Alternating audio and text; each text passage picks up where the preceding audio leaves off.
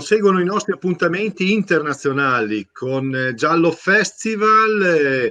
Ringrazio di essere con me Manuela che proseguirà questa chiacchierata. Intanto salutiamo Brian. Hello Brian, how are you? Hi, not so bad, how are you? Bene, allora ringraziamo Brian a nome di Dumpster Edizioni. Vuoi porgere il nostro saluto, Manuela, così lo ringraziamo della sua presenza? Yes. So we thank you to be here with us and to take part of our online presentation. So Dumpster is the publisher who organized this, and Stefano is our heads up to record this conversation. So thank you to be here with us. Bye. Bene, io vi lascio alla bella chiacchierata che farà Manuela con Brian e ringraziamo anche Unibo che ha contribuito a questo incontro e poche chiacchiere le mie, proseguite voi. Grazie. Thank you for the invitation. Ciao, Stefano, grazie. So now we are alone and we have to manage this, but I hope everything will be fine. Okay. So welcome to GialloFestival, Brian McGilloway. Benvenuto. So, you know, some of the questions came from the text that's an European project for understanding Europe, promoting the European public and cultural space. So there are some questions I will make you, and the other one comes from the DTEX team. So, okay, you write crime fiction. You are well known all over the world. You was born in Derry, Northern Ireland. Currently, you teach in Holy Cross College in Strabane, and I think you live there. Is that true? That's right, yeah, just about 100 yards from the border. And your first novel, Borderlands, published in 2007. Yeah. And now we have your 10th novel, but this is a standalone, The Last Crossing. And I think it was published in spring 2020. Is that true? Yeah, it came out just earlier this year, just as the lockdown happened. And all the bookshops closed, so it's being reissued again now in spring of 2021, which will hopefully be a happier and healthier time for us all. Yeah, we hope so for everybody. Yeah. So, in your book, in the last one, the lead character is Lucy Black. So, she is a detective. And how was this character born, and why a woman, Brian? Well, my first 4 or 5 books featured a male detective, a character called Ben Devlin.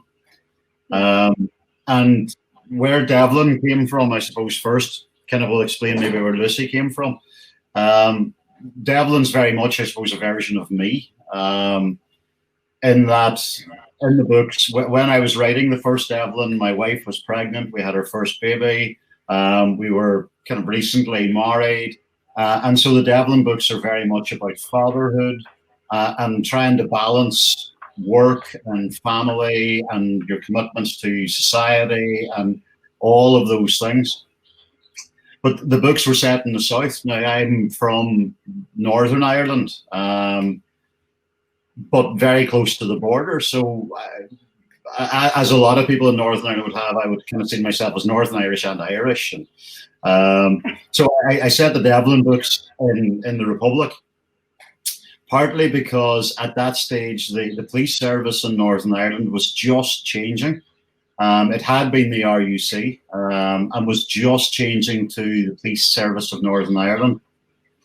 And I wasn't sure that it would be a good idea to set a novel featuring a character in a police service that was in transition, because I felt that if you did, by the time the book would be read, it would be anachronistic. Things would have changed.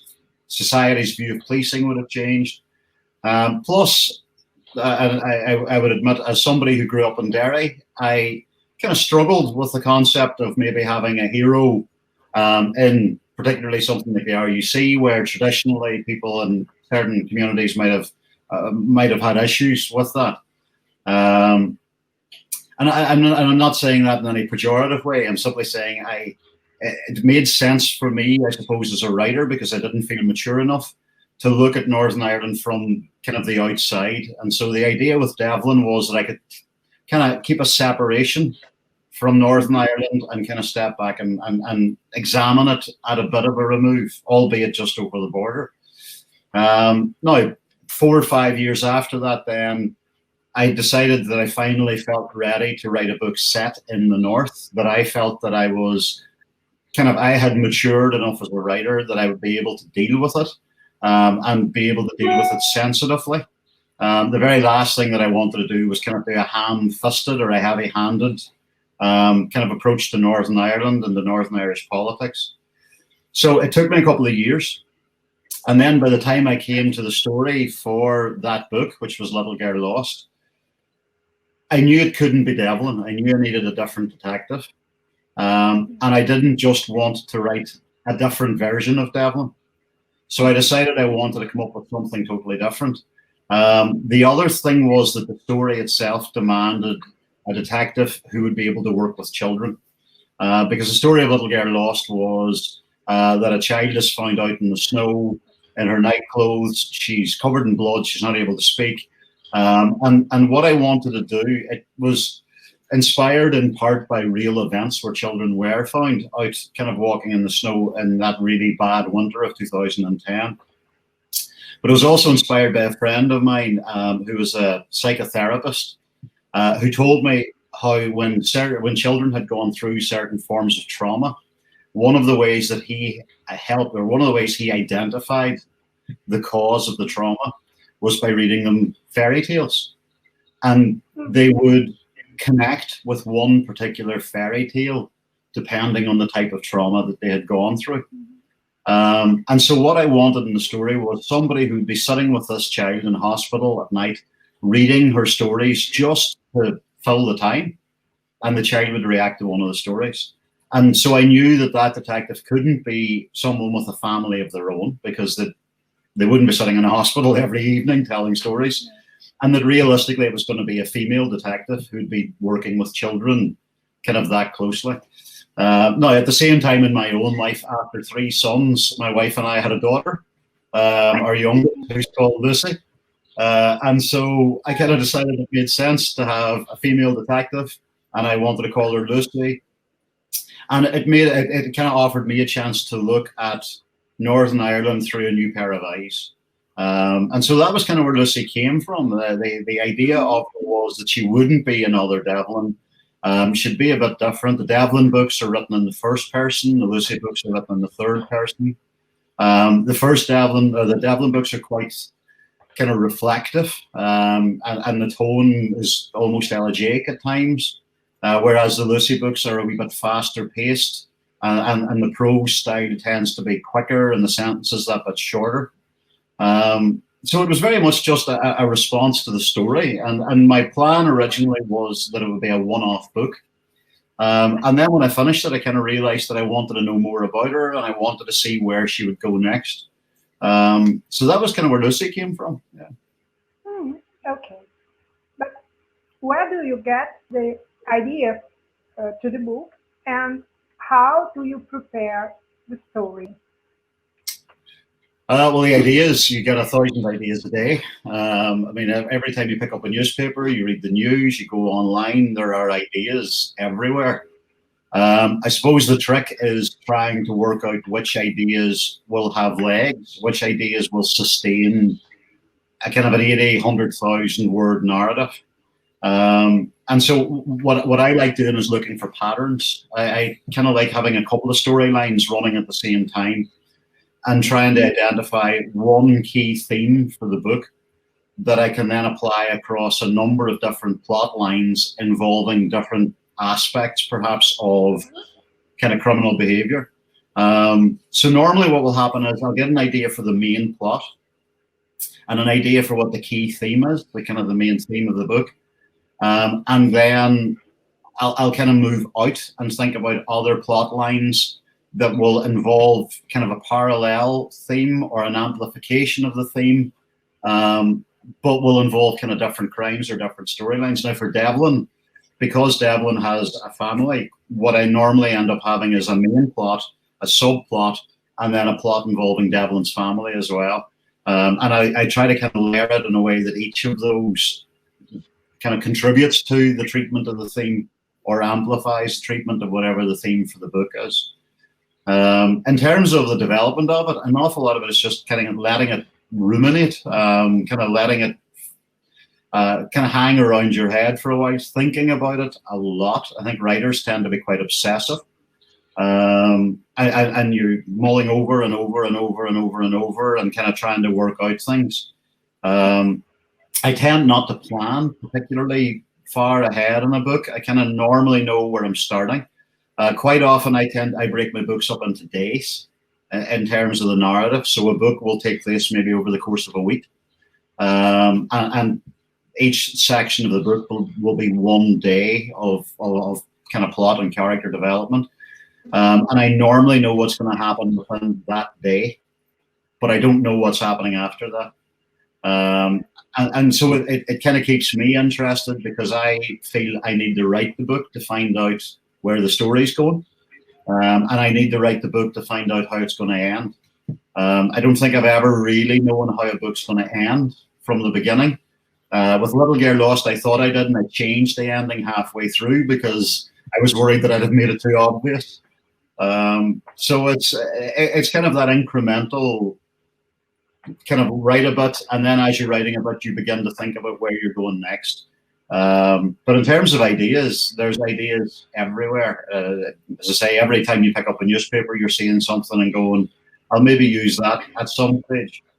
And quite often it's years later.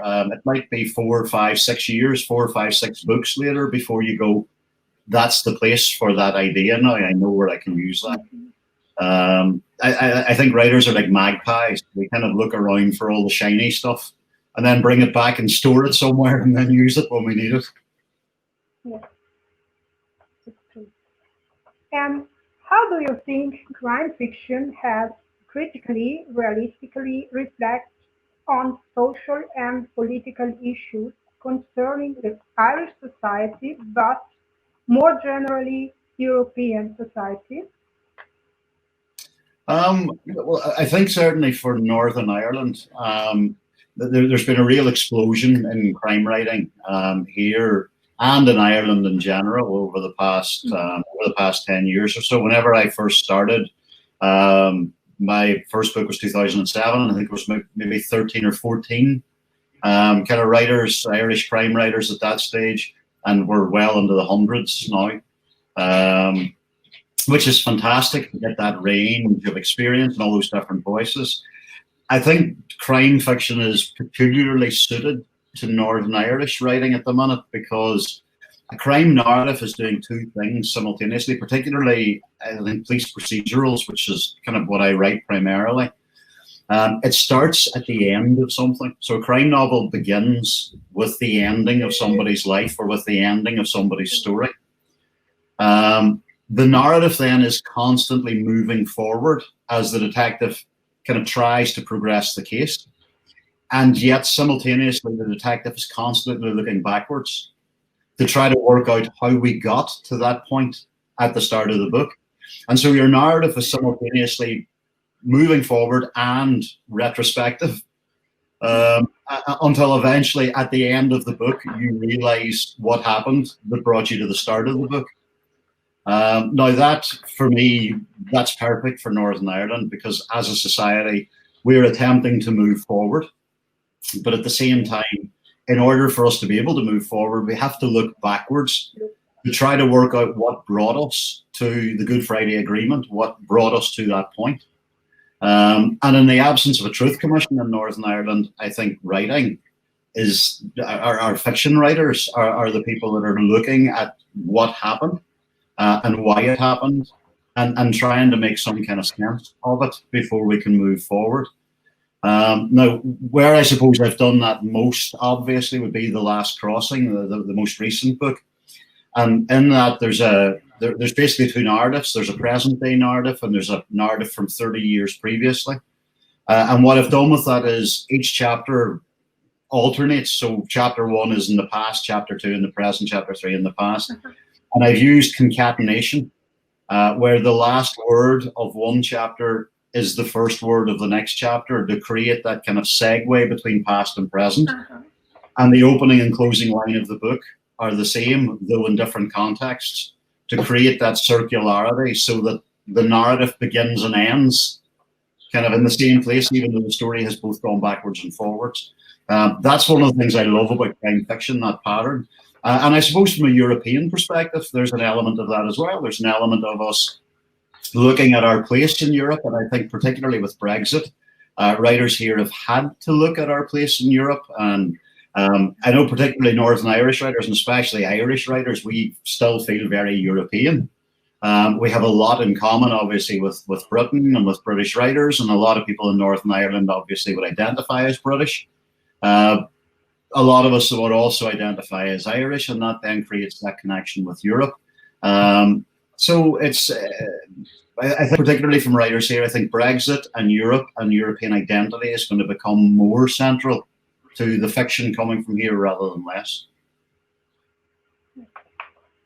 But do you think there is something specific about European crime fiction opposed to the US fiction?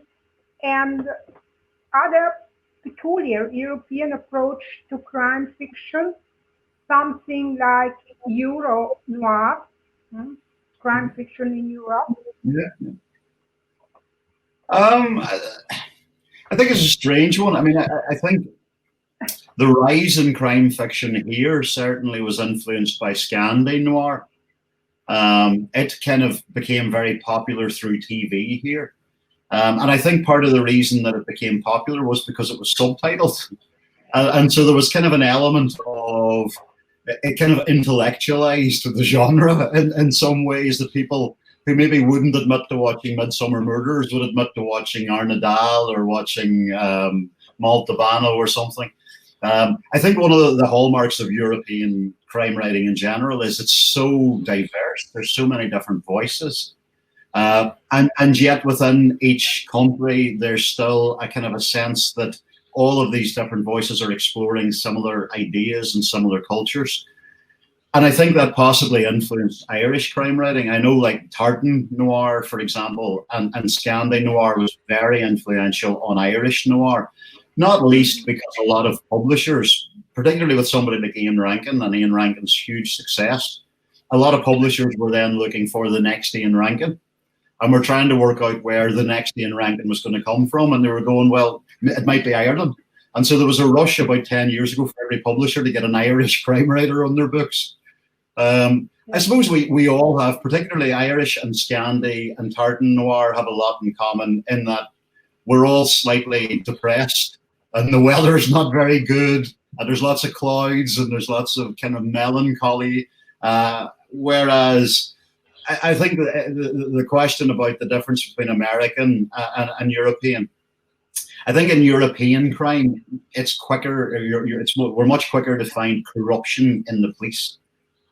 I think that is an element that feeds through an awful lot of European crime. Now, you get elements of that obviously in American crime as well. But I think European crime is much more suspicious of the idea that lawmakers and lawbreakers are often synonymous and are often interchangeable. And I think that kind of healthy suspicion of authority is perhaps one of the hallmarks of Euro noir. Yeah. I know that you have currently a number of screen projects with in development with BBC. So, which role do you think play transmediality in the diffusion of crime fiction? It's a great question. I think, as I said there, I think part of the rise of Scandi Noir here was actually because it was fueled by the television adaptations. And I think people do tend, certainly years ago, people kind of came into crime fiction often through TV shows and through TV adaptations.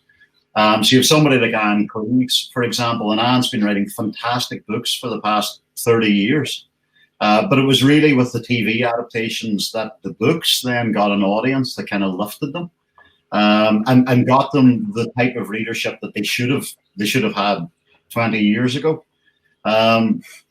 So I think TV does, and cinema certainly does bring people into the crime genre in a way. I think also crime narrative suits television programs. I mean, you see quite a lot of TV shows that even if they're not necessarily crime, they use crime narrative because it does provide a plot. It has a kind of ready-made plot for it. And because the detective is able to access various layers of society. And so crime fiction is really good for kind of dissecting a society, because the detective can be working with, he can visit the wealthiest house in the area and the poorest house in the area within an hour of one another, and nobody would question that. And so any form of narrative that's attempting to dissect society and attempting to look at the kind of the state of the nation, if you like, crime fiction does that very well. And so I can see why it is so, why there is that kind of mediality about it, where it is able to transfer easily from television to cinema to the novel. And then, of course, even within kind of music, even within crime narratives within music, you have like the murder ballads of Nick Cave. I mean, you have various different ways in which crime kind of is able to spread across various media. Yeah. How did European crime fiction influence your own work, and which are the European writers that have inspired you most? If there are some, I don't know. Well, it's a kind of strange. A lot of Irish writers kind of, I suppose, start off actually with American crime, and I would be. I'm a huge fan of James Lee Burke. So there is a kind of an element of American fiction in there. In terms of European fiction, though, I think what it really did for Ireland and what it really did for Irish writers was seeing movements like Scandi Noir and seeing movements like Tartan Noir. We got the sense that it was very possible to explore the local area and still make it about big themes and big ideas. So you were able to look at people like Arnadal, for example, and look at how those books were exploring issues pertinent to his own society through crime narrative. And then looking at the Tartan Noir, looking at people like Rankin and Denise Mina and Val McDermott, you were looking at how they were exploring their society. And likewise, when you're moving into the Italian writers and like Montalbano as an example, that analysis of corruption within society and how the detective was exploring that. And obviously, then whenever you were looking at writers like Henning Mankell, very much exploring his society, and Stieg Larsson very much exploring his society, it gave us, I suppose, a confidence to go, well, the crime narrative is a really good narrative. And it doesn't, the place in some ways doesn't matter. I think sometimes we feel that because we know our location, it's not interesting to anybody else. And in actual fact, all of those different Euro noir movements showed us that the place is important. Do you know what I mean? It's that Patrick Kavanagh line from Epic, the one about the local row can have great significance, or can have massive significance. The gods make their own significance, or whatever the line is. I've kind of caught in the spot on it, but I think what we kind of discovered was, yes, we could write about our communities, and people outside of our communities would be interested in finding out about it in the same way that we were interested in finding out about others. And so I think, if anything, Euro Noir give writers here a confidence to be able to put their stories out there in the hope that other people would want to read them. Yeah, that's true. So, now our time is over, and my last two questions. So, do you know when we can read your next book in Italian? I mean, the Last Crossing. Will it be translated in Italian, and when can we read it? To be honest, I'm not sure. I really hope that it is. Newton Compton have published the other books, and I really hope that they will take The Last Crossing as well. It was an unusual book in that it was published by a different publisher, by a small independent publisher here, but it has now been taken on by the publisher of my other books. So I'm kind of hoping that maybe that will help it now to find a wider audience. I really do hope so. I love Italy. I have to say, I feel it's kind of a second home, so I'd be very glad to see the book finding a second home in Italy. And is The Last Crossing your first standalone? Well, it's Little Girl Lost. Actually, I started as a standalone, and I wrote it as a standalone, and then at the end of it, I kind of discovered I wanted to know more about Lucy. The Last Crossing is definitely a standalone. It's written in a very circular manner. It's totally self-contained.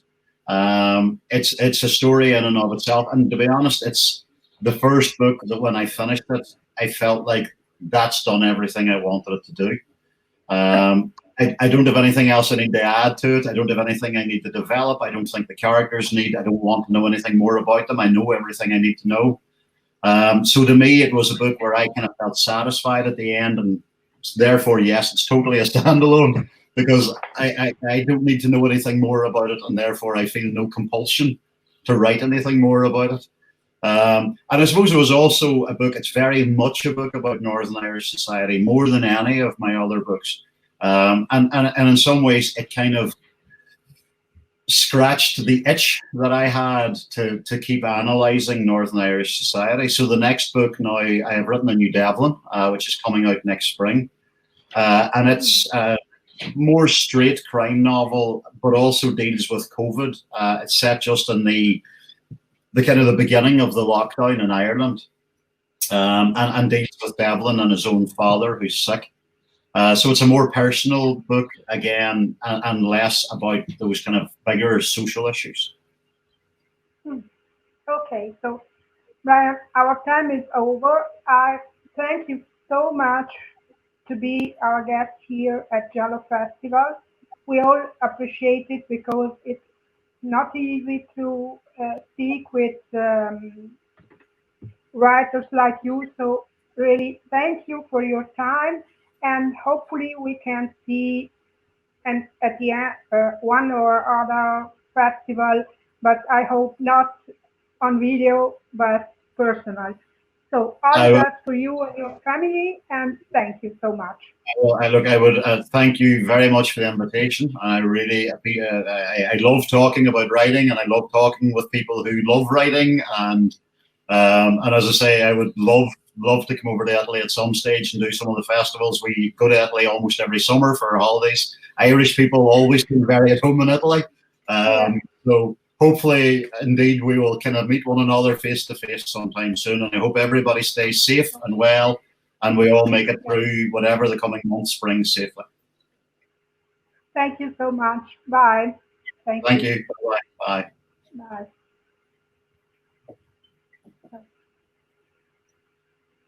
Now, if you want, you can leave the studio. Okay. Great. Thanks. All the best. Yeah. Take care. It was nice to meet you. Thank you. Bye. Bye-bye.